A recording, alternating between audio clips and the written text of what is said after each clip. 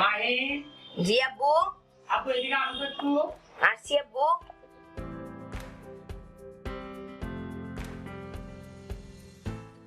আসসালামু আলাইকুম। আসসালাম। আব্বু, তোমার আম্মু মনে হয় বলছে যে ঘরে ডাউল নাই আর আলু নাই। তুমি একটা কাজ করো আব্বু, 1 কেজি ডাউল আর 1 কেজি আলু বাজার থেকে নিয়ে আসো। 1 কেজি ডাল নেবে 75 টাকা আর 1 কেজি আলু নেবে 20 টাকা। আমি তোমাকে 100 টাকা দিলাম, ঠিক আছে আব্বু?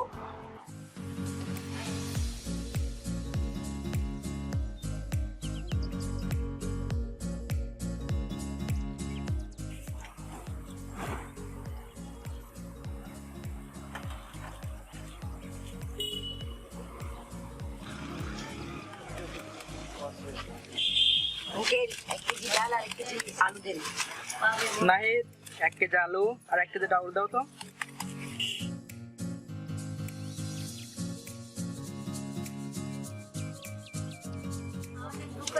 এই নে।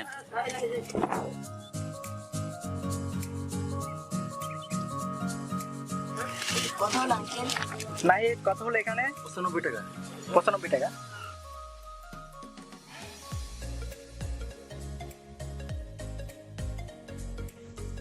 দেওয়ার কথা ছিল 5 টাকা, কিন্তু দিল 50 টাকা। যাক, ভালোই হলো, আমারই লাভ। একটা আইসক্রিম কিনে তো খেতে পারবো।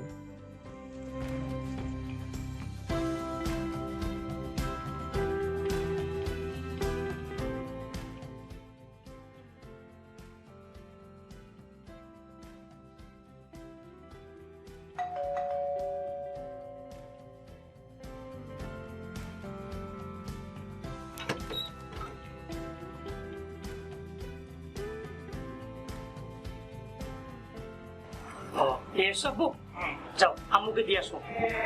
খুব ভালো করে যাবো। আচ্ছা, মাইনকে টাকা দিলাম আমি 100, দোকানদার ওকে 5 টাকা ফেরত দিবে, কিন্তু ও এত দামি আইসক্রিম কই পাইল? দেখি মাহিনকে ডাকি। মাহিন, মাহিন, মাহিন, আব্বু এদিকে আসো। আব্বু, তুমি ডাউল কতটা নিয়ে আসছো? 1 কেজি। আলু 1 কেজি। আমি তো তোমাকে 100 টাকা দিয়েছি, তুমি আইসক্রিম কোথা থেকে কিনলে? দোকানদারটা অনেক বোকা ছিল। আমি যখন 100 টাকা দিলাম তখন সে আমাকে 5 টাকার বদলে 50 টাকার একটা নোট ফেরত দিল।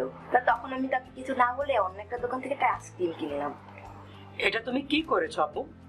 দোকানদার তো ভুল করে 5 টাকার পরিবর্তে তোমাকে 50 টাকা দিয়ে ফেলেছে, কিন্তু তুমি তো একটা বড় ভুল করেছো। তুমি অন্যের টাকা নিয়ে কেন তুমি একটা আইসক্রিম কিনে নিয়ে আসলে? এটা তো তুমি ঠিক করো না আব্বু। তুমি তো সবসময় সত্য পথে চলো, কিন্তু তুমি আজকে কি কাজটা করলে আব্বু?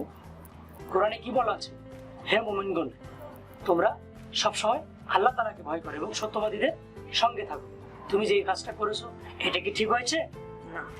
তাহলে এখন যাও, দোকানদারকে টাকাটা ফেরত দিয়ে আসো, আর কখনোই এই ভুল করবে না, ঠিক আছে আব্বু? যাও, এখনই যাও, দোকানদারকে টাকাটা দিয়ে আসো।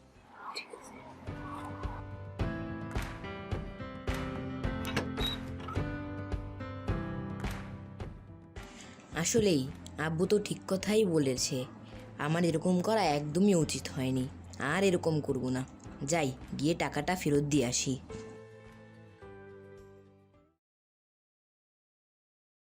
O ye who believe, be careful of your duty to Allah and be with the truthful.